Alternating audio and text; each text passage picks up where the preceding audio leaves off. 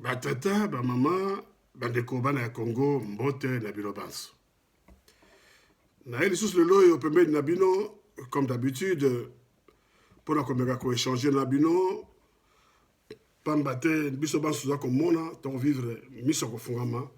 Tozo mona que situation eza ko s'empirer moko na o Italie Congo na biso. Na yango biso ba itomi pesa devoir ya ko informer, ko mobiliser, ko sensibiliser, puis ko conscientiser bana ya Congo. Ben à chaque fois que les besoins l'exigent, tu as les besoins na bino pour tomeka ko tali sabino avec plus de clarté, plus de lucidité d'ailleurs, nini ko le kapenza na kati ya mboka na biso. Bino mo boyebi que chaque fois que balingi basala balekisa bamibeko na bango ya lokuta au niveau ya parlement to au niveau ya chef de l'état basigné babiloko oyo koyi kokumba mboka na biso na libulu bakreaka toujours en mode distraction moko boye lokola bakongolais tolingaka distraction ntango biso banso tokonverse attention na biso na distraction wana bango epai mosusu bakovote balwa bakolekisa biloko bakoki kolekisa yango na ye mpo na benda bino bana ya Congo matoyi na yesa bino alta la distraction makambo oyo koleka ya soi-disant premier vice-président ya parlement qui s'est transformé en je ne sais pas comment la benga ndenge nini justicier kotobolaka bapina bato na nzela bato baloba te kosalaka oyo akoki kosala bato baloba te awa ekomi akei kosimba esika oyo semble-t-il bongaki asimba te représailles esalemi ale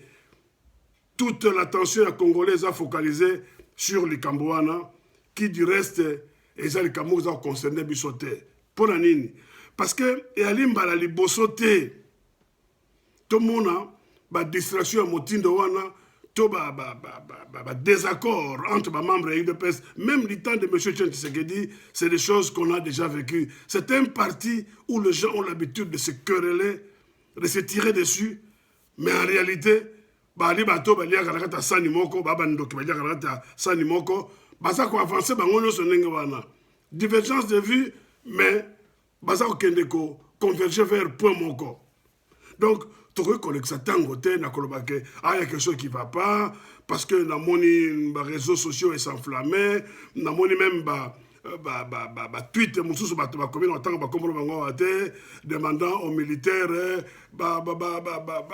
anéantir le pouvoir en place et tout ça. Est-ce qu'il y a des distractions na bango mpona ko toza kuna te mais eloko nalingi koloba namonaki baimage lobi soi-disant Jean-Marc Kabunda a démissionné. Alors, on a dit que le image maman moko bakolela parce que Jean-Marc Kabunda a démissionné de son poste de vice-président du Parlement. Mais ce n'est pas possible, les Congolais. Vous n'avez pas encore compris que bato bino bolandaka en réalité bali bato bosengeli bolanda te. Yo kolela po Jean-Marc Kabunda a démissionné. Bon soka kufi. Na banzo ko senga batia yona ye libulu moko bokenda. Mais c'est pas normal. Jean-Marc Kabunda tomonaki mikolo mileki aba sanza ele uto le ka boye ba débarquer qui est dans parlement ba lobi pour incapacité intellectuelle et tout ça ba débarquer na poste à vice-président de la Guinée quelques mois seulement après ba ko sala ba entourloupe na bango ba ko zongise de sikawana. Qu'est-ce qui s'est passé en 2-3 mois? À acquérir matière pour lesquels soi-disant balongolaka yene sikawana azu yango na miracle nini et bapesi yo soi-disant responsabilité à cause de la deuxième vice-président du Parlement yo otiki Parlement au commis justicier ko tobolaka bapine bamituka bato na balabala nani apesi yo pouvoir wana yo Jean-Marc Kabunda qui vous a donné ce pouvoir de vous comporter en justicier, en crevant le pneu de ceux qui, semble-t-il, s'égarent mal. Ce n'est pas votre responsabilité. Au Congo, il y a ce que nous appelons la police de circulation routière, avec la PCR. C'est pour ça que mais vous vous êtes attribué cette responsabilité. Tu habites, na majinini, eh bien, makamboyo, nous tous à Bana Congo, tout ça les samito la biso. tolanda distraction oyo idps akototiela biso te parce que Kabund na Tshilombo bayebani na bango bayebani mikolo meuti koleke tobana komona badivergence komona Tshisekedi aloba boye je parle de Etienne Tshisekedi aloba boye oyo mosusu oyo Masamba aloba boye oyo mosusu soko Mubaki akenda ndenge na ye mais totika komona bango bakabwani te parce que ça va jeune à bango alors sikoyo héritage wana Etienne Tshisekedi atika Tshilombo alinga kamata yango ba faire avancer yango batambola yango na ye na Kabuya na Jean-Marc Kabund botikela bango basala ndenge bakosala. Soyez vigilants parce que bateau bazana parlement bazape bateau na biso te okoka loi moko boye impopulaire mikolo ekoleka tant boya ko sutuka boye basi ba débata basi ba vota basi ba lekisa yango le kosala et ali susu te omoni ba congolais to comprendre loko moko na Congo to si to perdre ba leader rebelle. Je prends deux exemples. To perda Patrice Emery Lumumba. To perda pe Laurent Désiré Kabila. Même si les circonstances qui ont fait que à comme on a monté en bord la biso est très discutable. Mais en tout cas, à un moment donné, il a voulu se racheter et il avait émis le vœu. Il y a mais il y a Congolais. Malheureusement, Tolanda bangote biso ba Congolais. Tolanda ni philosophie à Patrice Emery Lumumba ni Laurent Désiré Kabila parce que ce que Tolanda ka philosophie na bango. Les lois tant mosusu mais to ali bisika to alite. Mais biso to alaka ce que moto koloba to beti maboko. Mais sifika apesa mo Congo to bosani manso. Lutte oyo Patrice Emery Lumumba amenaka na mboko ya biso Congo. Soko to continuer ka lutte wana même après mort na ye na logique oyo azalaka nango qui tenait debout d'ailleurs et qui tient encore debout aujourd'hui parce que tout ce qu'il nous a dit le lot donc monake ils a toujours d'actualité. Nous ne serions pas là où nous en sommes aujourd'hui. Alors, Bana Congo. Totika ko s'izolaka de nos leaders. Pambate, ba leader ba lipe bato, loko la biso. C'est vrai, ba ko commettre ba erreur. Mais rôle la biso, et ça lipe, à chaque fois qu'il y a erreur de la part d'un leader, il y a cause que c'est un ansela. Je vous ai déjà dit ça. À chaque fois qu'un leader s'éloigne de la logique, biso to doit pour la cause que ça y est, Nanzela. Parce que quand un leader parle, à qui il s'adresse? Il s'adresse à nous. Pourquoi s'adresse-t-il à nous? Parce qu'il estime que biso ali continuité, il y a pensé naïe. Il estime que Toli Batoyo t'aurais qu'on mettre en exécution, en pratique, pensée naïe.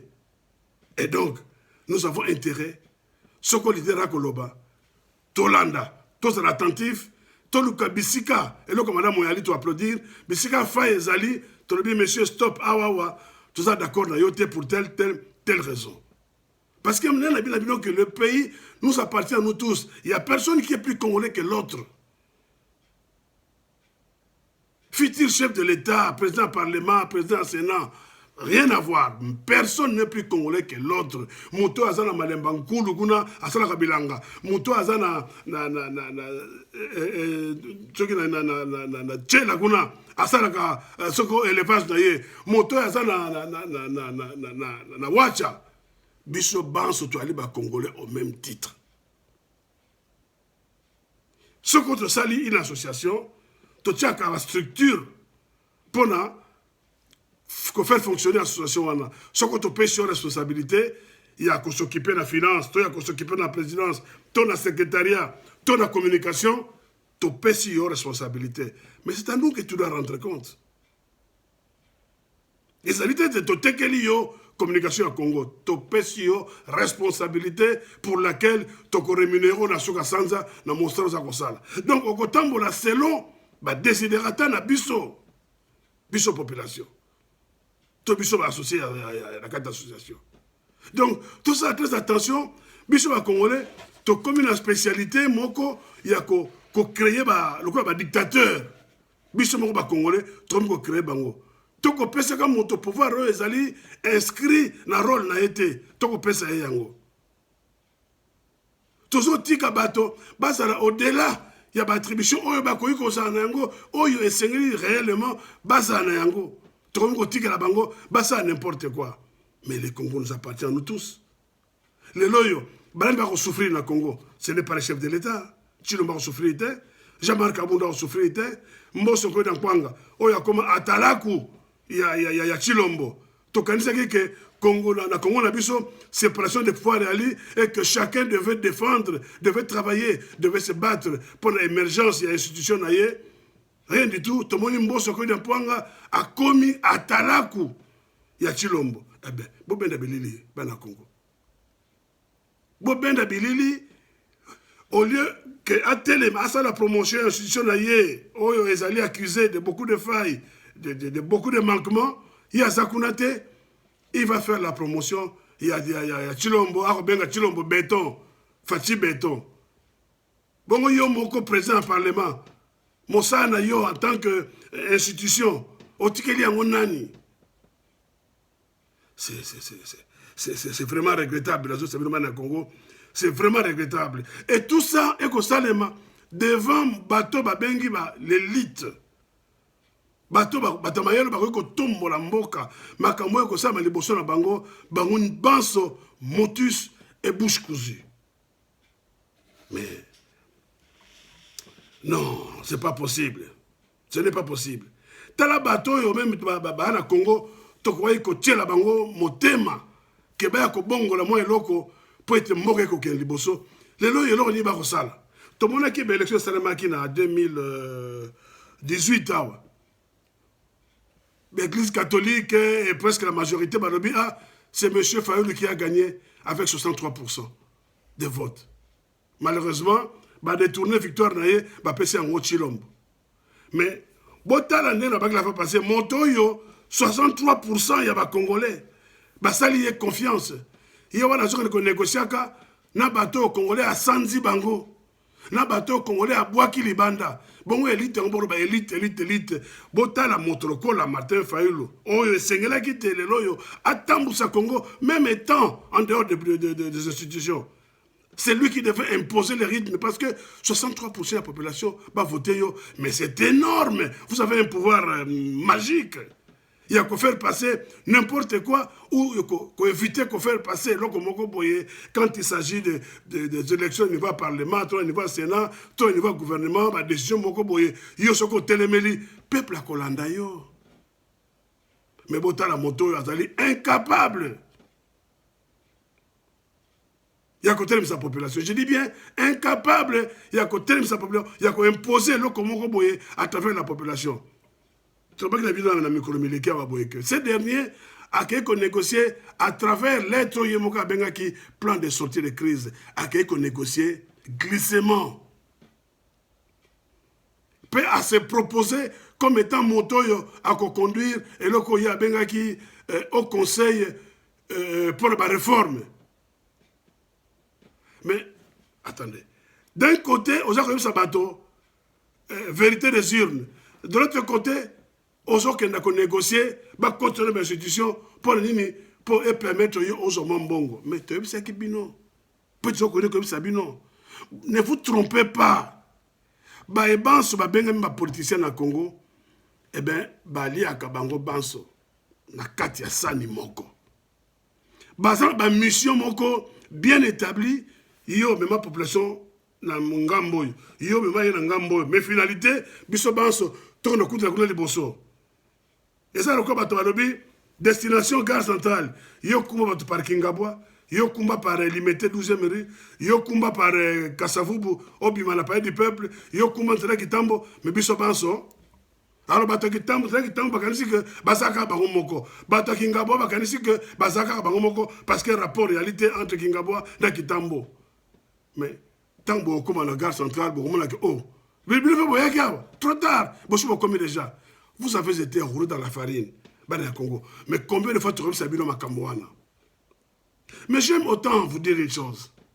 Makambo yo torebela kibino. Comment qui peut article avec Madame Candido Keke? tu comment qui article, tu sais qui va vidéo pour vous dire ce qui se trame pour la matérielle élection en 2023. Eh bien, je viens vous le répéter aujourd'hui. Bomba, soigneusement, Bamikanda wana, Barticle wana, Pambate, Mikolomize ko poussana, eh bien, bokomona, que la vérité, autre comment qui wana, et qu'on s'affiche sur le terrain. Makambo mingi biso toloba, même du temps de notre regretté président, M. Honoré Ngwanda Zamboko Atumba, tolobi ango lelo komona, 1 mois, 3 mois après, bato mosusu bakamati ango lokola makanisi na bango. Toboyi te. Tolobi que idée tango za na moto na yo, eza idée na yo. Une fois que tu as sur la place publique, et comme idée à moto nyonso, et comme penser à moto nyonso. Mais l'honnêteté intellectuelle veut que, lorsqu'on invoque penser à moto, au quoi kotanga. Nga ce qu'on a dû penser il y a un philosophe Moroboto, par exemple Einstein, na kotanga ye, qui a l'obaka bouye. Mais tout le monde malhonnêteté, ça mis de ces côtés-là, les gens prennent ce que nous avons dit, ce que nous avons écrit. C'est pourquoi nous avons instruit la population. Bah, comme si on va penser là bango parce que il que le peuple congolais ils sont en sa mémoire mon cousin. Mais là n'est pas le problème. Nous disons aujourd'hui, l'être Oyo, Martin Fayulu, Akomeraki, M. Chilombo, soyez rassurés, il y a bien qui plan de sortir les crises, et ça les propositions, il y a glissement. Na pêché yo proposition au glissé, mais ngai pe kotsanga na kati. Botala, banda basala ki lisanga na bato ya PPRDA, bato ya FCC. Est-ce que boza koyoka bango lisusu bakoloba mikolo, eza Fayulu, eza na bato na ye. Bozoka bango lisusu te, bazolo basu te. Pourquoi bazolo bate? Parce que quand même bango na mongongo. Bango bakanisa que biso banso to ali miso kufa. Babo salaki que bato miso fungama, bato miso mine tozana bango sur le terrain. Et tolobaki chaque fois que motako akotengama toko dénoncer. Nous allons dire à la population tala moto nenga za kotambola parce que Congo mboko to bengi Congo ezali mboka ya biso banso. Eh ben tokoki kolinga te que moto moko atambusa biso na ndenge na ye moko kotambusa mboka ezali likambo ya consensus. Osant ba idée, on retient on a mis ça, on en discute, on trouve un compromis et on avance. Bota la confusion mosusu moto bobengi Félix Antoine Chilombo ayeli biso. Ayoka bisa bino tango ke mbujima ekone pa na ye soka aliaki musuni ya mboa soka ya moto ya mboa to ebite ha eloko riba na mboko ya lite Congo esi ekufa na yango.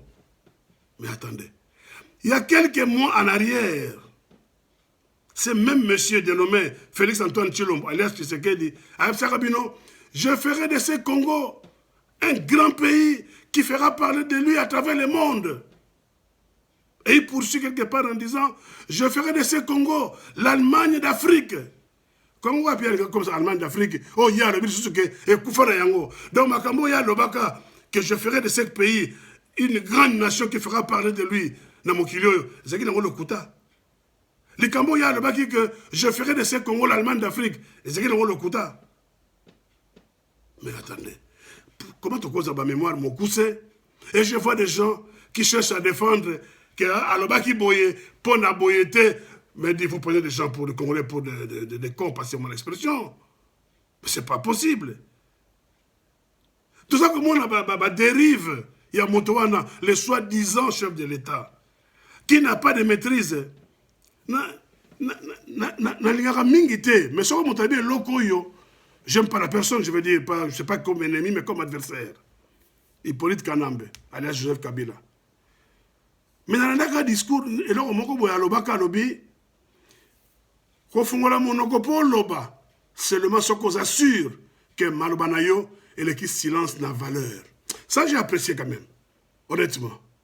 J'ai apprécié penser, il y a parole, il y a Kabila, il y a le faux Kabila, Hippolyte Kanambe, Tango Alobi, Koloba, ce qu'on assure que Malobo ou Koloba, ils ont la valeur que le cas silence. Sinon, ce qu'on assure, eh bien, Vanda Kimia. Par la même occasion, on a rappelé Bino, sagesse, il y a Dalai Lama, Alobaka Lobi, Tango Fungoli Monokopo Loba, oza ko répéter kaka makambo yebi ozaka na moto na yo.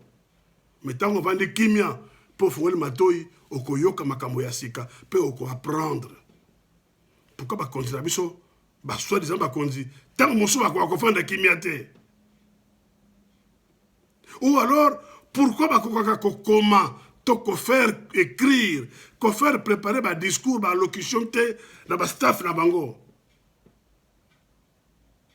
Donc on s'improviser, on lobby n'importe quoi et après les adeptes, il ne faut pas quitter le terrain pour modifier, pour réexpliquer, penser d'ailleurs. Mais non, et là, on expliquer la réalité.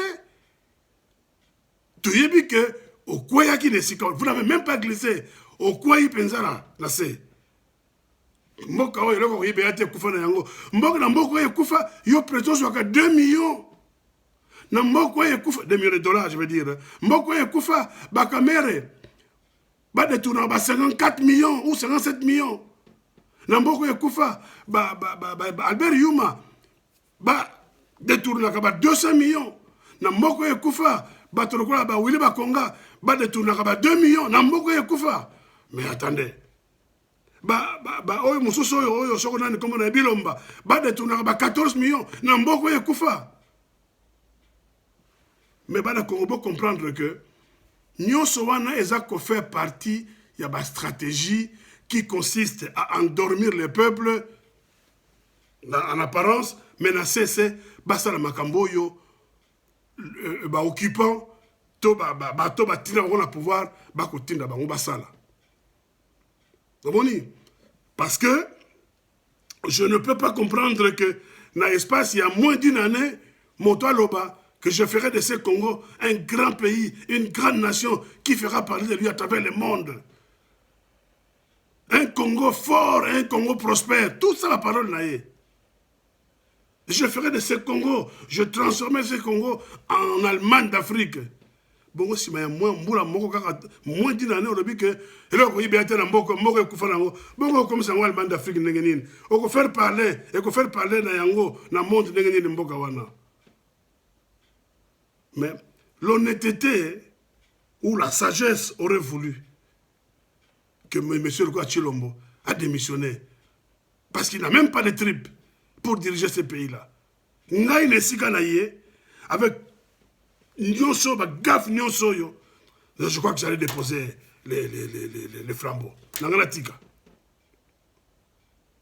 Nanga ina dégager plancher à le monde muso ya sika nangai.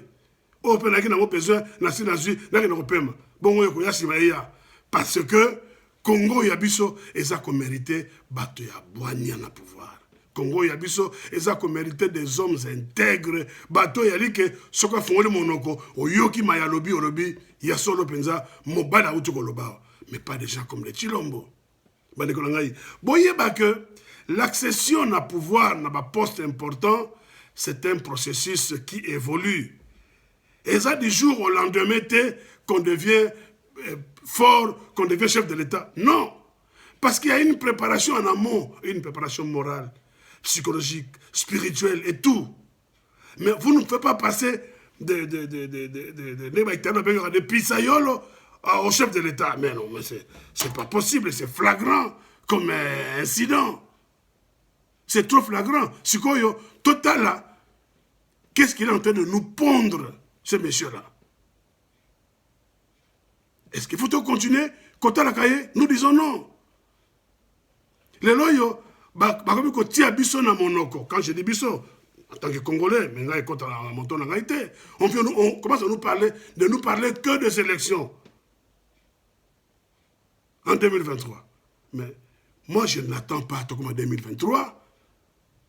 Moi, si je peux faire en sorte que ce gouvernement-là tombe, même l'élo, n'a pas quoi, mais je le ferai. Je n'attendrai pas 2023. Il y a un Congo. Pour l'intérêt à Bino et à Bisso, soulevons-nous.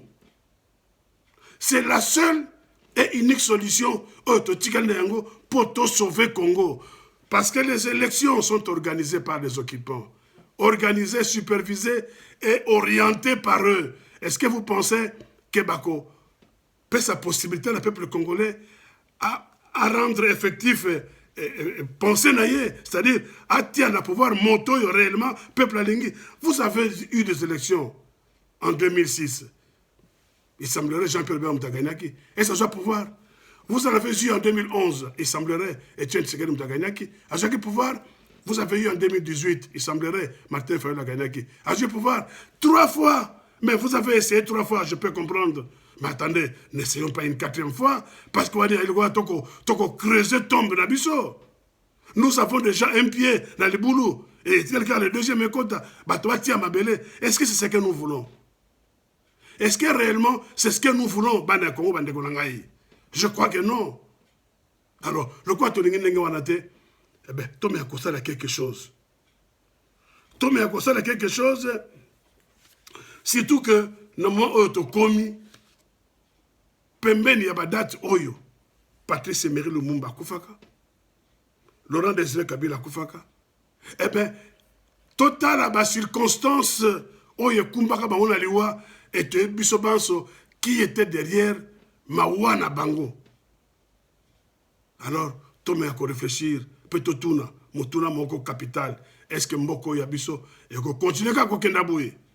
Est-ce que Mboko Yabiso, nous devons continuer à être observateurs, devons-nous continuer à être comptables,